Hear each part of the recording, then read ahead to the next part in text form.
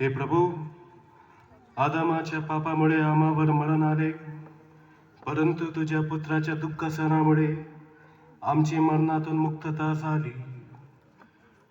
निसर्ग नियमानुसार आदमासारखे मनुष्य रूप घेऊन आम्ही जन्मास आलो आहोत. पवित्र कराऱ्या कृपेच्या सामर्थ्यामुळे आमच्या प्रभूसारखे रूप पात्र करून घेण्यास आम्हाला सहाय्य कर. ही प्रार्थना मी आमच्या प्रभू ख्रिस्ताद्वारे करतो.